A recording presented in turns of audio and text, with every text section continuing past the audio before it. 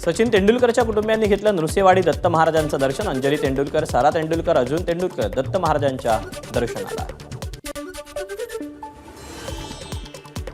अमरावती शहरातील दसरा मैदानावर युवा स्वाभिमान महोत्सवानिमित्त राज्यस्तरीय ओपन टेनिस बॉल क्रिकेट स्पर्धेचं आयोजन। स्पर्धेचं उद्घाटन आमदार रवी राणा, पोलीस आयुक्त नवीनचंद्र रेड्डी, मनपा आयुक्त सचिन कलंत्रे यांच्या हस्ते संपन्न। 1993च्या मुंबई साखळी बॉम्बस्फोट प्रकरणी जन्मठेपेची शिक्षा झालेल्या गँगस्टर अबू सालेमची सुटकेसाठी याचिका।